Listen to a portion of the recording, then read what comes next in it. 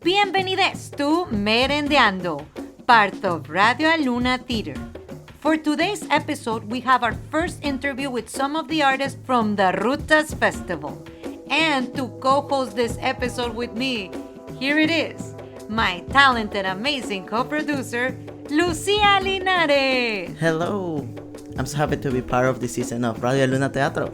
And what a great way to start this season than with a conversation with the creators of Children of Fire, Anna Chatterton and Shahrzad Arshadi. And to make things even more exciting, Beatriz Pizano, the director of this show, shared with us what conversations she hopes this piece brings to the stage. Let's get started. First of all, for me, when you're talking about art that is risky, I mean, it begins with the artist who makes the piece. Anna and Shahrzad went to the mountains to meet the Kurdish women. And, there were times that these mountains were being bombed.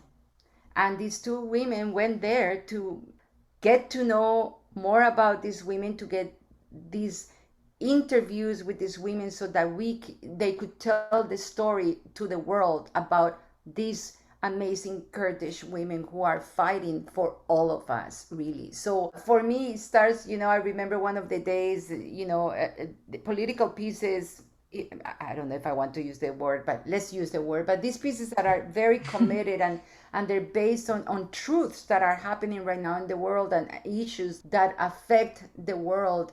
They're challenging. They're also challenging to work on them because there's a lot. We're not dealing with invented characters. No, we're dealing with the lives of real people. And Shahrzad is in constant. She's in touch with these women all the time because they're her dear friends. But we never know when we do the piece if one of the people that we're presenting in the piece is alive or dead, because they may be dying at this point, at this moment, at this very moment, as you and I are speaking, right? So they're fighters, they're warriors. And so for me, and the fact that Anna and Shahrzad risked their own lives to go there, to do this piece, for me, that says it all. Because I am very much right now interested in the theater of truth. I'm not interested in invented things. I really want truths on stage. And so these are the truths. These are, these women, as you see the piece, you're going to hear the voices of these women. We didn't change anything. Maybe we edited a little bit here and there, these interviews, but it's these women's words, and the actors from the top acknowledge that they're the ones who are saying the stories of these particular women. They're not pretending that they are these women, right? So the actor becomes a vehicle for, to use, that is being used for these voices to be heard in this place or in other places. So I think it's an incredible piece. It's so gorgeous. It really is. It's like, if I could do it, but no theater allows me to do it, I could really just sit around a fire, and we have the piece just like that. The piece is extremely simple. It's like sitting one night around the fire and listening to these people speak and tell you about a world that you don't know about, and what it is to be a woman who's fighting for all the women in the world. And it's funny and it's beautiful and it's tender and it's poetry, because the most incredible thing about these women in the mountains is they all keep journals. There's without telling you a lot, but there's an art camp. One of the training camps for the warriors is an art camp. One of the most important things for these women are the songs. That's how they transmit the history and the struggle through songs. It's quite special. I'm so honored that I was asked to direct this piece. We are back live for a festival after so many years. So it's really excited that we get to talk to the artists and then we get to see their work live again. So in honor of the Rutas Festival and this searching of new perspective, we would like for both of you to introduce each other to our audiences. Sure. I'll introduce Shahrzad. I do this in the play too. They'll embellish. Shahrzad is a multidisciplinary artist, a photographer, a documentary filmmaker, and a very good cook, and a very kind woman, and really funny. That's Shahrzad. Thank you, Anna. Oh, Anna. Anna is kind before anything. She is generous. She's open to learning new things without prejudice. I think it's so important. And she's a fantastic artist. She's a playwright, she's an actress, and she's a wonderful mom. And yes, I'm looking forward to see her soon. Yes, I'm going to Montreal. I forgot to say that Shahrzad is also a wonderful mom and a grandma. You're both right now like in Montreal and Toronto? I'm in Hamilton. Oh, Yeah. nice. Yes, I'm in Montreal. Cool. Yeah, it's already like some like local collaboration within local collaboration. True. Anna, we learned that from our research that you learned about Kurdish female fighters in 2014, and you wanted to do a play about them, but didn't know how to go about it. How did this process of figuring things out brought you to Shahrzad? Yeah, so I knew I couldn't write that play on my own. Kind of obviously. And so I knew I had to find a collaborator. I was actually just thinking I'd find a collaborator. I wasn't sure what that collaboration would look like, but I just knew I had to find a collaborator that, that had expertise in the Kurdish female freedom fighters. And so I Googled like mad, as we do, and I found another Shahrzad, not this Shahrzad, a professor, Shahrzad Mojab, who I'm sure this Shahrzad Arshadi could talk more about. But it said, in her bio, she works at U of T, and she has done a documentary with this Shahrzad Arshadi about the Kurdish female freedom fighters. And so that was clearly her expertise, and she worked on that. And so I reached out to her because there was an email address and everything, easy to reach out. And so she invited me to her office in U of T, and we talked for over the course of a year. Like we would meet probably about once a month, sometimes twice a month. And as time went on, at first she was sort of like, we were just discussing, I was asking her questions, she was educating me. I had no idea what this play was that I wanted to write. And sometimes she would talk about things that she could imagine, like there must be singing, there must be dancing, talking about their culture. And then sort of halfway through the year, she started to mention this Shahrzad Arshadi, how you have to meet her. I think you guys would really get along. So she really was our matchmaker. I think was really great of her. And then finally, it sort of seemed like, yeah, like this is, she's really being a wonderful consultant. But ultimately, she's not actually, I hope this is fair to say, but she's not a practicing artist, so to speak. So I think she realized that really me and this Shahrzad Arshadi would be a match made in heaven, which we were. And so she set us up. And so I think I reached out to you, or maybe she reached out to you first, Shahrzad. And then we spoke, I feel like it was maybe December or something like that of God knows what, 2015, maybe 2014. And right away I had actually been, I'd been running around or something for my daughter. I've been doing a bunch of things. And I think I forgot to call Shahrzad. We had a phone meeting, because this was before Zoom, of course. And I think I forgot because I had so much on my mind that day. And I remembered, or you maybe emailed me and politely said like, are we meeting? And then I was like, oh my God, what a horrible first impression. And I called in a flurry of apologies, and she was so kind, and we laughed immediately. And I was like, oh, this is going to be great. Like, because I learned a long time ago that, because I do collaborate a lot. And I learned a long time ago that, you need to work with kind people. That's the only way it's going to work. And instantly I saw her deep, deep kindness as I learned more about as we collaborated. So that's when we began talking. And Shahrzad, for you, what made you say yes to that collaboration? Who can say no to us?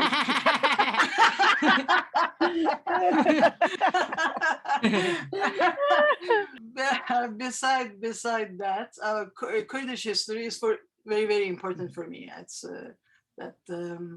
it's very, very long time. I focus on Kurdish history. I work on them. I record their history. I travel a lot to Kurdistan and to the mountains with the Kurds. And of course, when Anna called, I start sharing everything I could. I had in English, I was sending to her just for her to see, to know, to learn. And I really didn't have in mind to be this deep in collaboration with her, but I was seeing myself as an advisor or helping her to learn about Kurds. And I guess even when we were traveling to Kurdistan, I was not in the picture as a playwright.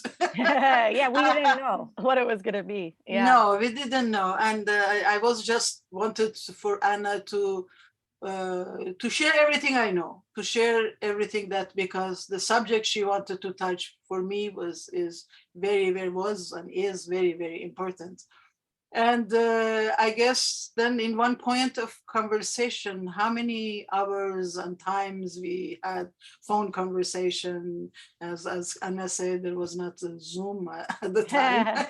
We met in person once, or was it twice? Oh, maybe it was 3 times even, because I stopped in at your place. You let me stay over. Yes, yes. I drove to Fredericton on my own, and I stayed over. Yeah. And yeah, all this conversation, then our travel to Kurdistan together.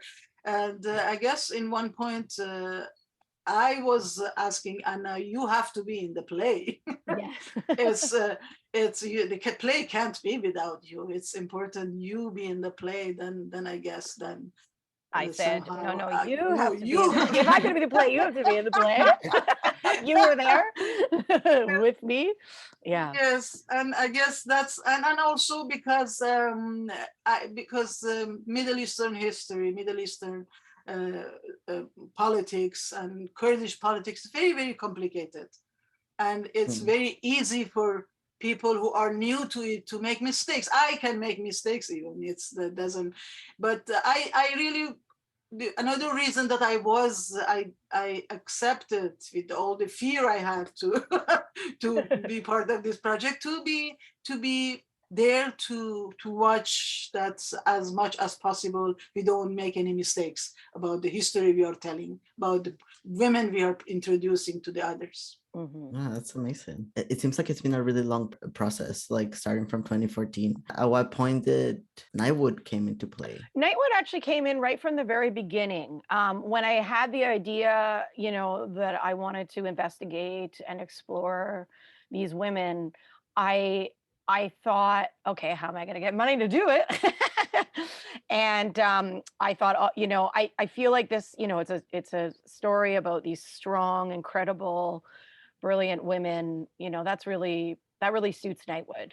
And so I reached out to Nightwood and proposed the idea, and planted the idea of me being playwright in residence, which basically means, as you guys would know, you have to apply for a grant. You yourself have to apply for a grant, and then Nightwood sort of approves it and writes something as well. And so Kelly Thornton was the artistic director at the time, and she loved the idea and supported it. And she was really generous. At that point, I had been in residence in other theaters before, but typically you choose one or the other. You choose the Ontario Arts Council or the Canada Council for the Arts.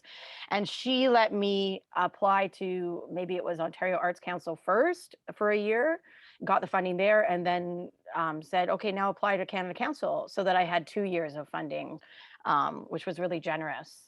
So it was the funding that I used from probably one or the other of them, probably the OAC, to pay both Shahrzad's for consultancy at the beginning. And then Kelly and this woman Sadie and Shahrzad and I did like a workshop before we knew anything about the play, and they really tried to help us. But it really, I think it wasn't until I was writing the Canada Council grant, I was literally writing it, and I suddenly was like, what am I doing? Like Shahrzad had showed me her documentary about Payman, Kurdish female freedom fighter and good friend. And I was like, I have to go meet Payman. Why am I just talking about her? Why am I using her words? Like, I should just go meet her. And so I called Shahrzad and I was like, I'm writing this grant for us. Should we just go there? And Shar was like, sure, I always want to go see my friends. And then began a very long, very, very, very long conversation, weeks, months, perhaps years conversation about it. But that was sort of how that all began. But yeah, it was all with the support of Nightwood right from the very beginning. So we're so grateful to them. It's so interesting to, so you did a workshop before traveling. Yeah, we did quite a bit before traveling. I should also say I got a City of Hamilton grant as well for Shahrzad and I. So all sources of funding. But yes, we, really, it took a long time until we went there, truly, and even after we went there to figure out what we were doing. It was a big, long exploration because of this love and admiration for the Kurdish female freedom fighters, but not knowing how to tell the story. That was the big question. And because I'm a playwright, I was thinking it would be fiction, right? And I had never up to that point written a nonfiction, verbatim, confessional, personal confessional play before. So it was really in my head that I was going to write a fictional play, which Shahrzad just whisked right out quite rightly. Yeah, so this was all new territory for me as well. So even though Shahrzad, I know you always say like, I didn't know, I'm not a playwright or an actor, but it was very new for me too. The only thing that was familiar for me was putting things on a page for theater and standing on a stage. But other than that, it was all very new. Just add something because beside of course all this support we get in Canada from art councils, from Nightwood, incredible, but the most important, one of the most important support we had, the support of these female fighters who they accepted us there, who hosted us there, and if it wasn't for their generosity, it was not possible this play to become like this. Yes, because we went there, we lived with them, they ate with them, and they shared we ate. Yes. Absolutely, they so well. Yes, they shared everything with us. Their tent, they give us the best place for us to sleep. Their everything and us. Definitely, they protected us because it was a crazy time when we were there. And treated us like family. Absolutely. And all this, I guess, helped us. I think that was the best way for Anna to learn, to be introduced to them and to learn about them, to meet them, and also made it easier for us, I guess, or for Anna, most importantly, to what this play is going to be, what it should be. It maybe these women also, they are stories. Their life is a story. Yeah. We don't need to create anything. Exactly. There's no fiction needed. And how did you prepare for this journey? Like, how did the contact with the female fighter started, and how did you prepare emotionally also, and like mentally as equally as artistically? Like, how is that process to be like, I'm gonna go and fully immerse myself in this story? For me, it's easiest decision for me to decide I want to go. I think I just the only time I can't go because there is no money for me to go. I don't have money, but otherwise for me it's very, very easy decision to go. And I'm to be honest, going and living with them, it's for me it's such a gift. It gives me so much hope when I come back. It gives me so much energy to be able to work, because I know I can't be there with them 24/7 to fight with them. I'm old woman, but I can do other stuff that can make their voice be heard outside of the Kurdistan. To be honest, I really need to go back again at least one more time before I can. It's not possible physically to go again. I just love to be there. I want to go too, whether you want me to come or not. Absolutely. Yeah, I mean, Shahrzad very politely did not mention all the things. But yes, I mean, it was as I said, when I said, "Can we go?" She said, "Please, yes. I always love to go see my friends."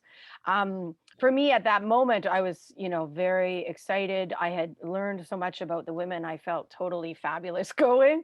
Very excited and comfortable.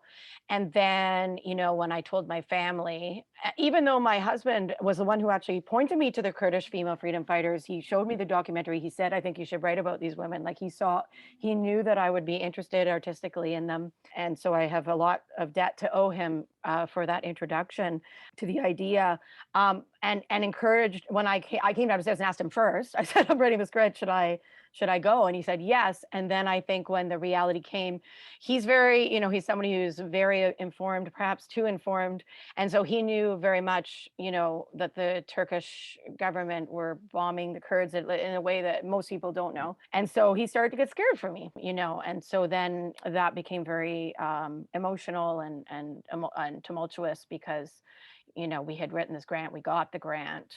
And then suddenly all these questions, I guess naturally from your spouse, and I have a daughter and a mother, they got scared, and so a lot of questions came up. And so suddenly I was asking Shahrzad a lot of questions in a different way, than the information that I had learned before about them and the stories that I heard before, because there were different questions and then it was a different reality, I guess. And so that took a lot of worry and a lot of emotional baggage for poor Shahrzad, which we worked through all the way up to flying there. So in a way, I don't know if I had my own way to mentally prepare other than utter trust in Shahrzad and the fighters, truly, and knowing that they are, they're so loving and they care so much. And they've been so protective of Shahrzad when she went, and they're friends.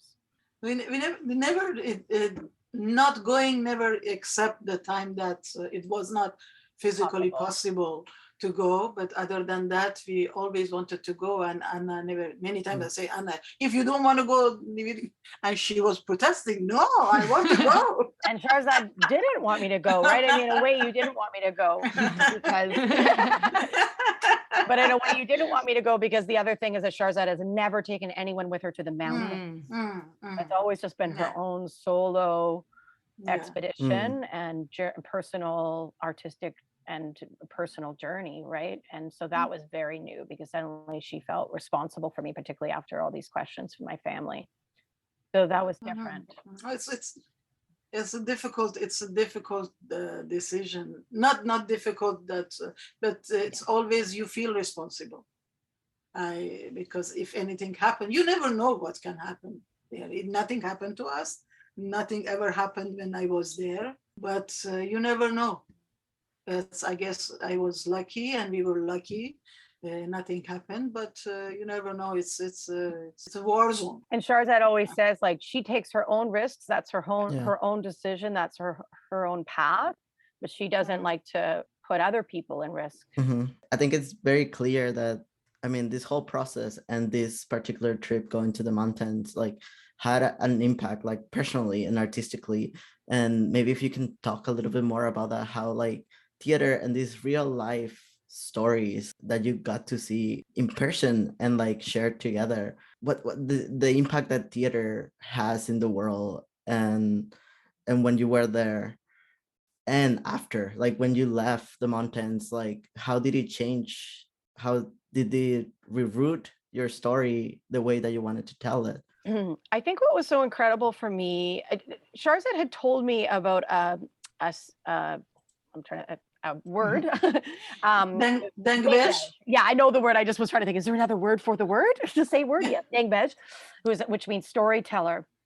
And she had already told me about that before we went, that, Dengbej is a big part of their culture, going to villages, telling their stories, theatrically. Dengbej is this storyteller that they're musician as well. They go village to village and they bring the stories they hear from this village to another village. And in political organization in Kurdistan, they use this tradition, and going to village to introduce themselves to the villagers, and also to talk about the problems in the society, and encourage people to join the struggle, to be able to defend themselves. It's a very deep tradition in Kurdish culture, and also in 1979 revolution in Iran, during this revolution and after the revolution, all the opposition, they were doing lots of theater in open space, many in parks, on streets. They were just, instead of just coming, giving the slogans, they were playing they were playing a role, they were playing a story, and that's why it's a very important tradition in our culture. They were acting. They were acting. They were acting. It's still happening. It's mostly in Kurdistan. Young people, university students, they come in the city center and they act about the political ideas they have. Yeah. So she had told me about that. But it really, as everything did when I was there, Shahrzad and I had talked for over a year. As everything did when I got there, it was sort of a very different learning about it, even though I already knew. But to hear it from them, even though Shahrzad was the one who was translating it for me while we were there, it meant a lot more. And so, we went to an art camp, like an artist camp. They call them camps, the different places, because they do camp, they are camping out, but different units in the mountains. And so that one of them was where all the artists were. Maybe not a huge group. Like, I mean, how many do you think were there, Shahrzad? Like 12, 14? Something like 16? I think so. So yeah, something like that. So we didn't meet them all, so maybe 20 at most. Mm-hmm. Yeah. And so right away when we sat down with them on this small ledge, dirt ledge etched out in the mountain, they were kind of higher up than the other camps that we went to, sort of more on the cliff than the other ones were. Right away, they started asking us about theater, asking me about theater. Yes. And I mean, it was just so neat to be there and having this like conversation like I would have in Canada with other theater artists. A very earnest, like heartfelt, burning interest, passion about theater, talking about Dengbej and how, because they don't have money for film, for cameras, and sort of just that reminder that theater is very accessible, here we most often do it with lights and costumes and sets and everything as we do in Children of Fire, but actually we were outside the first time we did it, but that like theater is theater and it's accessible. So that was really something that I remembered when I was there, in a way that like, that's the wonderful thing about theater, is that anyone can do it anywhere and affect people. That really was significant sort of realization and remembering that happened while we were there with them. And I was writing a play, weirdly, for the Shaw Festival at the time, a family play, and they were singing songs for me, and they asked me to sing something. And because I was in the middle of writing this play and I had just been writing a song, which I don't really tend to do, I was all I had on my mind, and because I had written it and I had made up a tune that we then changed a bit, but like, I sang it for them, like this song that I was writing for this family play at the Shaw Festival, sort of this exchange, this artistic exchange, which, meant a lot to me. So I think that, and then of course, like Shahrzad, would give me the gist of their stories. Shahrzad was collecting their stories, audio stories of them. And then she would always, there was never time to stop and tell me every sentence they were saying, because they were half hour, 45-minute, 20-minute stories. And we wanted them to just be in their memories. So she would give me the gist of the stories, and they were so incredible, the bravery and the struggle that they went through to join the struggle, their personal lives, So at some point when we were there, I said to Shahrzad, like, because we didn't really talk about, like, Shahrzad, you were just doing what you always do, which is collect their stories when you go there. You've done it with a camera, and this was, am I right? This is your first time going there just doing audio? Yeah, yes, Yeah, because I yes. remember you kept saying, I'm so happy I decided just to do audio when I'm here. And at one point, after she had been translating the stories, I think we were at the second camp, or maybe it was the last camp. I said, and she'd been translating or telling me the gist of them, and they were so incredible. And I said, like, sort of very tentatively, I'm very unsure of what her answer would be. I said, like, could we use these stories? Can I use these stories for the play that I have no idea what it is going to be? And she's like, of course, of course. So that was sort of like probably the beginning, because then I think it was honestly in the mountains that I said to you, I have this vague memory. We have it in the play, but we don't have it this way, that I think I said, like, their stories are the play. I love that everything about this place, like, trust the process. It would be like, if you don't know where you're going, Yes. just trust the process. The story will take you to where it needs to be told. Like, it's such a Yes. beautiful, like, journey that you went, and then Yeah, it's so true. Aw. for Shahrzad, I wanted to ask, while translating all the interviews, is there something that you think is missing when you translate to English? Like, is there anything that you feel sometimes it can be translated? Yeah, it's always translating is always tough.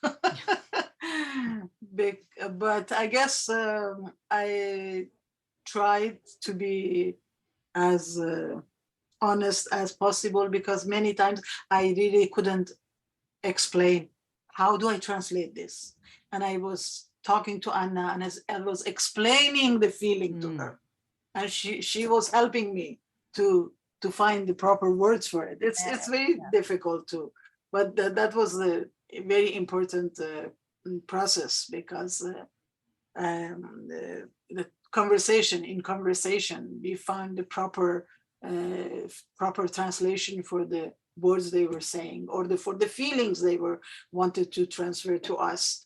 But yeah, it's I think, yeah, conversation was a big help. But there was lots of moments that I didn't know, okay, how do I say this? How do I bring this to, because it wasn't only words, there was a feeling behind everything they were saying, and bringing this feeling, adding this feeling as part of the story they are telling in English was another process. But yes, it comes out with conversation with Anna. I guess because as an actor and a playwright, I needed to understand that. And then, of course, when we had actors play them, that was a big thing, because it was like, what the fighters really were, how they explained it, how they presented their story when they shared it, and then how to theatricalize that, which is two very different things, which is hard sometimes, right? Because we saw the reality, we saw the fighters. I mean, particularly Shahrzad. I wasn't always with Shahrzad when the interviews happened. So you saw, or we saw, how they were when they were telling it, the mood they were in, the way that they told it. And of course, I had no idea what they were saying, except for a few sentences. Which Shahrzad would translate here and there when there was a moment, So I was just like feeling what they were feeling, or thinking I was feeling what they were feeling, getting what I could from just their presence and the vibe, or whatever the word is. And then the change that has to undergo in order for an actor to embody the words, the story, which means they're not going to be the fighters, which we always knew. They can't be the fighters. The fighters are the fighters. So that was a really different translation as well. Yeah, I know we've talked about it a bit already. The fact that you chose for this to be docu-theater, which is like, bring in like real life stories. Could you talk about like this? What's the difference within like, like a fiction, or like turning things into like a news story, instead of grabbing these real life experiences and interviews and creating a play out of it? Yeah, I mean, I guess Shahrzad, you sort of started it in the way of like, you chose the stories. I mean, we talked about it because you had told me the gist of all of them, or most of them, but you chose the stories that you felt were the ones that we should share. Am I right in my memory? I know that you did that, but was there more around that for you? No.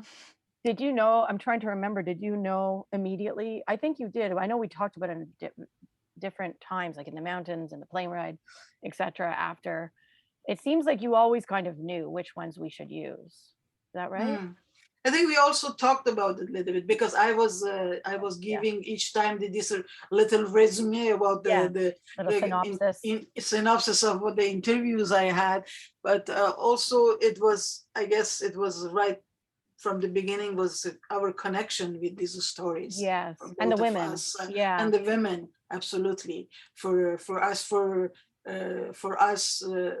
Ronia's story was important to be there yes, because one of the fighters, because of her story, the experience she had, and of course, no doubt, media's story, because they were all uh, at the same time they were experiencing maybe the same life, but they were telling us different stories yeah. as well. Similar lives, different stories. Similar lives, different stories. Kinda. Or Tinda, how important, because each and every one of them, they have this highlights Mm, in their stories, that particularity. Yeah. particularity that we wanted that to be part of the, and I we with all many interviews I did in the mountains. These were the first one I translated. Mm, That's send it to then send it to Anna. Of course, all the fighters we want, they are not fully there. Some of the stories were mixed together, that's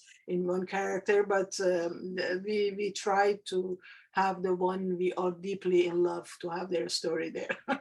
yeah, that was a hard part of it, was Mm. the cutting down, because when Oh, we had all the translations, and storytelling within it for context. We did a staged reading at Night with Theaters, part of the Groundswells Festival, that was in 2019, I think it was, that was 2019. 3.5 hours long.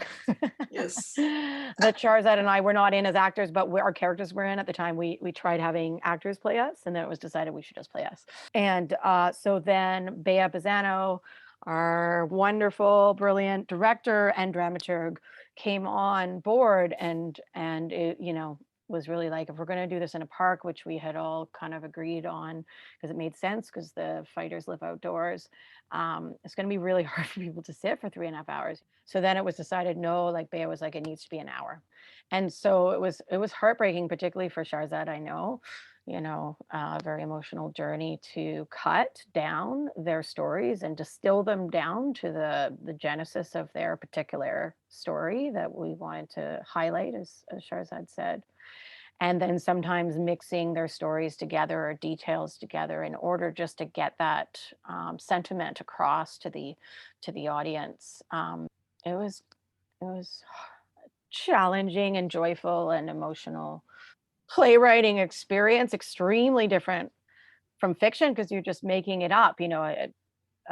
Playwriting is, I feel there's Mhm. always, you're always kind of writing versions of yourself. It's always kind of personal, because you're writing, this character is a little bit like this person in your life, or you kind of are always blending when you're Mm. when you're building a character. So there is that blending that I think naturally happens, which is why I think it was easier for me, just because it was a skill that I've developed over years, that I'm, sort of used to, even though Mhm. these were real people and I never had done that before.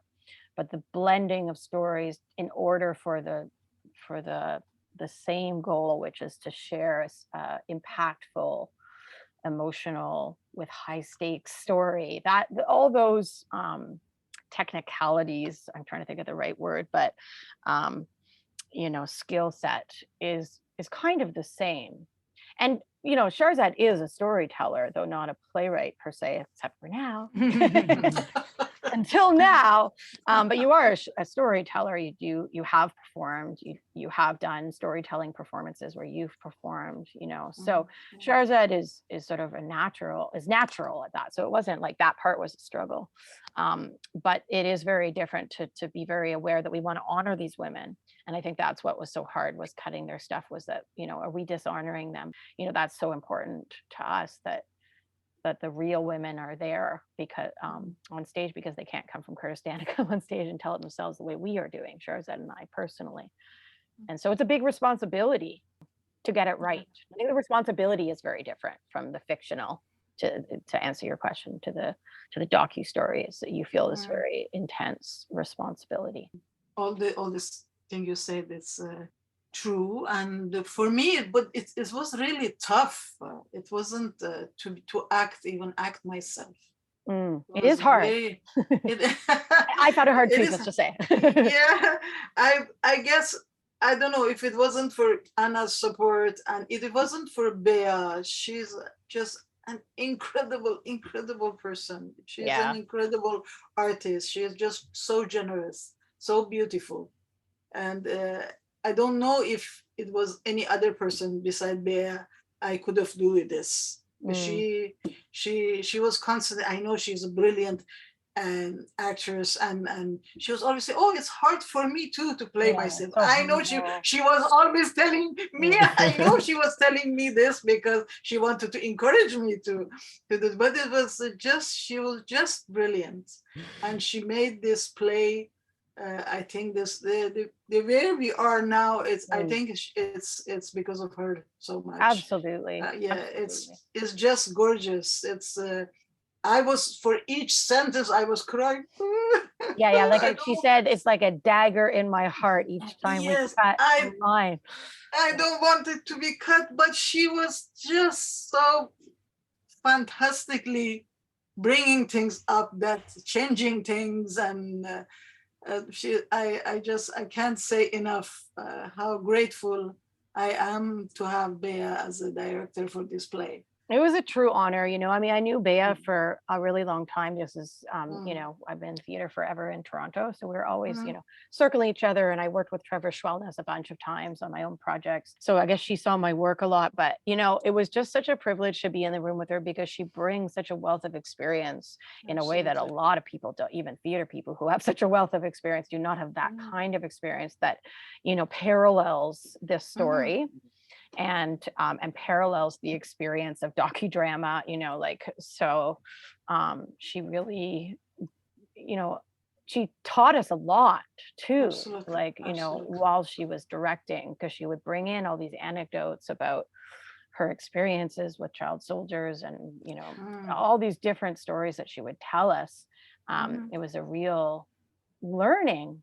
Yeah, you know, you absolutely. and just to say, it is really hard to play yourself. I found it really hard too. It took me a long time Mm, to, and I think maybe Bea maybe she wasn't as worried about me because she knew me as a performer.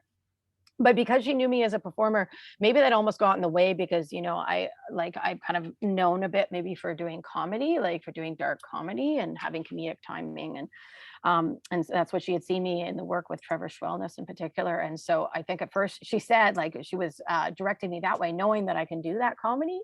And then mm, it was like, wait a minute. One day I cried in the middle of a monologue, you know, that was a true thing that I had said in real life to Shahrzad, but I had never said it to her in person. It was an email that I was saying that I had memorized from an email that I had written Shahrzad about that struggle of my family asking me millions of questions and being scared, and we had been doing it out to the audience as we do a lot of the mm. play. And then Bea said, now I want you guys to try saying it to each other, turn to each other across the circle where it takes place in a circle mostly, and say it to her. And so I started saying it and then I cried, and I was like, as an actor, I was like, keep going, Chatterton, show her how it is. So I just got to the end of that monologue, you know. And then Bea was like, oh, Mm. I've been directing you because I know you're a comedic actor, but no, this is actually, like, it shifted like how she Uh, directed me and yeah. perhaps the play, that part of the play, our part of the play that's separate from uh the the fighter stories. But she was so about the characters we have in the about the fighters. She was I've in one point I was feeling she already met them. Yeah. I It told was, her, she's a mhm, wizard. You're like a yeah, wizard. What's like a going clairvoyant. on? Yeah. Yes, how can you know? We don't have this in our play. We didn't write it. Me and Anna, we know. But how do you Yeah. know Yeah, this? it happened That's Yes. many Bea. times. Oh, It's more many. than coincidence. Yes, Yeah. many times, many times. I said, my God, what is this? And Who then she are started to be you? like, maybe I have been there, like, you know, because I see this. We're like, yeah. Yeah, So just that's our incredible. Bea segment of the Yes. interview. Oh, She's actually introducing the episode. Go oh, for her. nice, nice. We know that while the play is happening here, the conflict is still happening there. Like, this is not something that already passed and we're just talking about past history. It's something happening right now. How does that shape the performance when you do it every night? So it's, I guess it's more important than ever than we do these things here, because it's nothing that, it's not history. It's nothing that we just have to write about it or to make art about it. Then it happened before. It's happening now. Even now that I'm talking to you, they're under bombardment, and they are not only fighting with this one regime. They are fighting with multiple multiple, with Kurdish Turks, with Iranian regime, with Syrian regime, and it's constant. It's their struggle, and the woman, the Peyman that we often talk about her, this fighter, she is back to mountain again, because the situation is harsh, situation is difficult. And I don't know if I told you, Anna, before, but last month we were trying to do fundraising to buy gas masks to send it to mountains, because Turkish government is constantly bombing chemical weapons, and it's just, I guess it makes the responsibility more, and then this story should be told. We have to care more. We have to learn about each other. We have to know, because it's not only their story. It is related to us. If they are dropping a bomb there, chemical weapon, this chemical weapon is made where? You know? And we are all connected, and that's why these stories are so important, that we know about it, we talk about it, and we are very grateful this play is happened here in summer through Night Word, and now happening in Aluna. It's so many amazing people will come, and so many stories going to be shared, and it's so important, very, very important. We talk about it more than ever. Yeah, it's definitely like more of an urgency than I felt before. I kind of have this saying that I used to say with my stage partner and co-writer Evelyn Perry. I would always say before we went on stage, because we've done like 6 plays together, I'd be like, have fun. Why else are we doing this? Kind of like, because you make so little money as an artist. So kind of a joke, but also like, let's have fun while we're on there, because it's scary too before you go on stage, right? So it's trying to lift us, buoy us up, remind us. But this is like, it's like an urgency. I mean, you do need to have fun on stage too. You need to enjoy it, but there's an urgency to tell this story that's very different, I think. And an urgency for people to know and to learn. And also it's very emotional, because a lot of Kurds came to see it too, and it means so much to them, and they thank us, and it's like, you shouldn't be, they shouldn't be thanking us, but it meant so much to them too, and almost every, am I right that almost, I mean, we only did 5 performances, but at the end, usually we would bow or whatever. And then people, after clapping, and then somebody would shout out, what can we do? What should we do? Which of course I've never had happen in a play before, the answer was usually talk about it, tell people, so that people know, because people don't know, because it's kept from the mainstream media.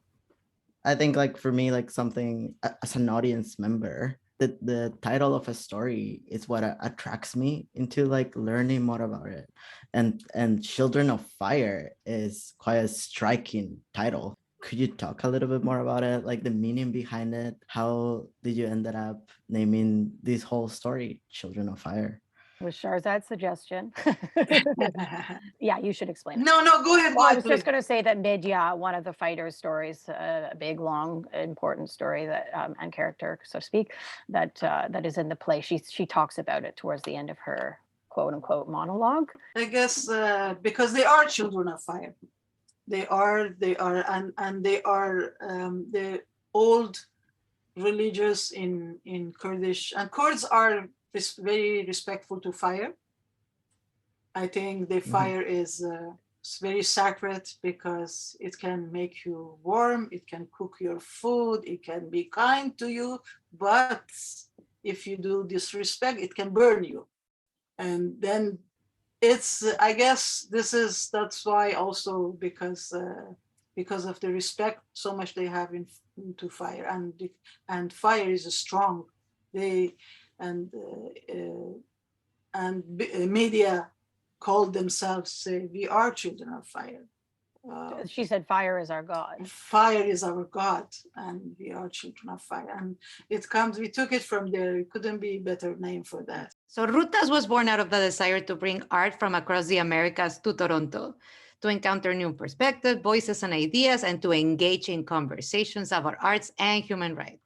What conversations or engagement do you hope Children of Fire will bring to our audiences? I think, I know, after we did it this summer in June, I mean, there were two conversations it felt that were happening. One was, I didn't know about this, or I knew very little about this. I'm so glad to know about this. What can I do? As I said, I want to learn more.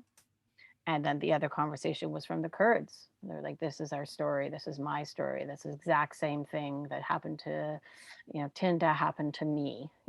I wrote a book about this. A woman gave me her book that she wrote about. So I think the more that people know about this, the more that they talk about it, the more it's inescapable, and hopefully will stop people from oppressing the Kurds. I think the most important conversation for me is we all realize all of us, we are human, no matter from which part of the world we are from. Maybe our experience is different, but we all want to live a good life.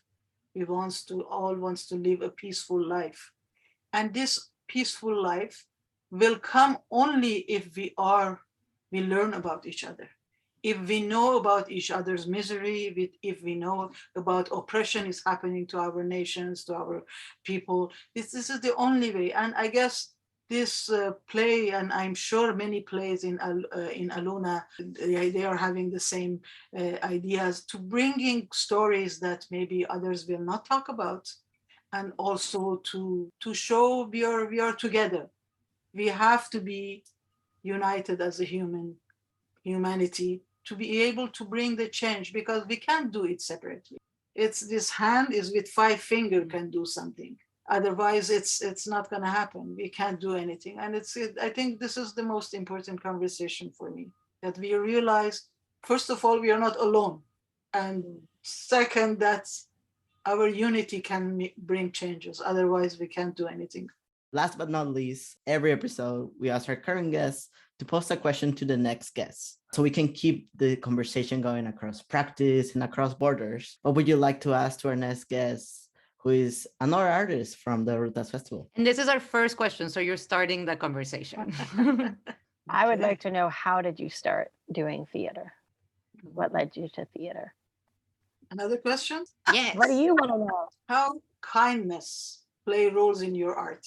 We can wait to ask those questions and keep these conversations going. Yeah.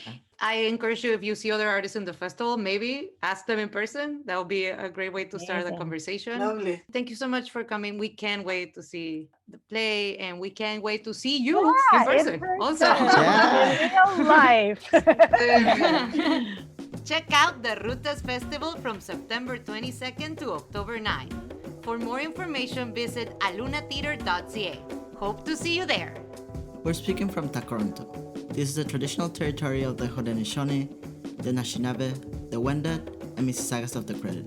This land is covered by the Diju Spoon Wampum and Treaty 13, also known as the Toronto Purchase. At Aluna, we remember that people can begin to heal when they are hurt. We are committed to artful participation in disagreements.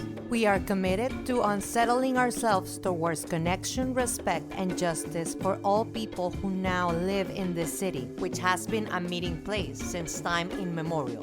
Radio Aluna Teatro is supported by Aluna Theatre with support from the Toronto Arts Council, the Ontario Arts Council, the Canada Council for the Arts, the Department of Canadian Heritage, and TD Bank. Aluna Theater is Beatriz Pizano and Trevor Shellness. Radio Aluna Teatro is produced by Mónica Garrido y Lucía Linares. For more about Aluna Theater, visit us at alunatheater.ca, follow at Aluna Theater on Twitter or Instagram, or like us on Facebook.